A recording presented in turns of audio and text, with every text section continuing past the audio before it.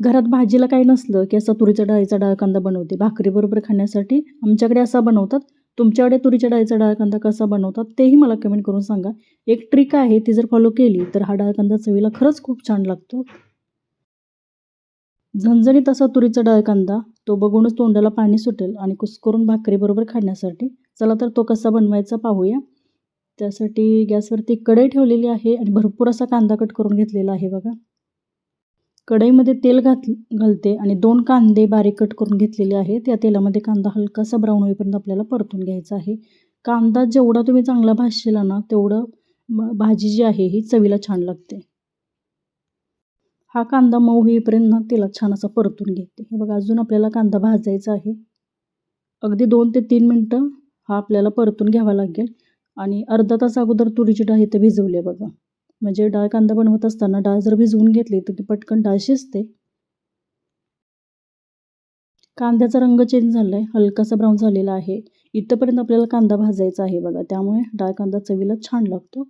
आता कांदा लसूण मसाला घालते. 3 चमचे कांदा लसूण मसाला घातला. झणझणीत बनवायचा होता म्हणून कांदा लसूण मसाला थोडा जास्तच वापरला आहे. आणि डाळ लवकर शिजण्यासाठी एक ट्रिक वापरायची. तर त्यासाठी काय करायचं, ही डाळ जी भिजवून घेतलेली आहे त्यातलं पाणी काढायचं आणि ते तेलामध्येच ही डाळ परतून घ्यायची. भिजवलेली डाळ ज्यावेळी आपण तेलामध्ये परतून घेतो ना इथं फोडणीमध्ये, मग ते पटकन डाळ शिजते आणि चवीलाही छान लागते. अगदी 2 मिनटं हे परतून घेतली बघा. नंतर गरजेनुसार पाणी घालायचं. सुकी भाजी बनवायची असेल तर कमी प्रमाणात पाणी घालायचं. आज थोडीशी रसदार बनवायची होती म्हणून पाणी जास्त घातले बघा. आणि 5 ते 7 मिनटामध्ये ही डाळ शिजते. भिजवून घेतले त्यामुळे पटकन शिजते बघा.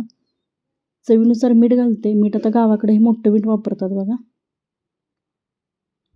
ते मीठ यामध्ये घातलं. उकळी येऊ द्यायची आणि मंद आचेवरती छान अशी शिजू द्यायची. उकळी आल्यानंतर 2 ते 3 मिनटं छान अशी शिजू दिलेली आहे बघा. आणि भाजलेलं शेंगदाण्याचं कूट आमच्याकडे प्रत्येक भाजीमध्ये वापरतात. तसं मी 2 ते 3 चमचे भाजलेलं शेंगदाण्याचं कूट घातलं. कूट घातल्यानंतर भाजी कशी मिळून येते. आणि हे बघा, डाळ कांदा आपला तयार आहे. डाळ थोडीशी शिजली की गॅस बंद करायचा आहे. मग वरून थोडीशी कोथिंबीर घालायची आणि भाकरीबरोबर खाण्यासाठी हा डाळ कांदा चवीला छान लागतो. भाकरी केल्यानंतर भाकरीच्या तव्यामध्ये हा डाळ कांदा आमच्याकडे बनवतात. सुट्टीसाठी गावाकडं सगळे एकत्र आलो होतो त्यामुळे जास्त बनवायचं होता म्हणून कढईमध्ये बनवलेला बघा. कारण तव्यात बनवलेल्या डाळ कांद्याला चव छानच लागते. परंतु आज कढईत बनवलं आहे आणि म्हटलं चला आमच्या गावाकडच्या पद्धतीच्या थोड्याशा रेसिपी तुमच्यासोबत पण शेअर कराव्या.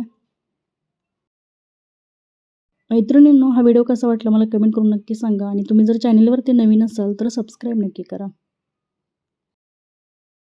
अशाच नवीन रेसिपी पाहण्यासाठी किचन क्वीन रेसिपीज या चॅनलला सबस्क्राईब करा. आणि व्हिडिओ पाहिल्याबद्दल धन्यवाद.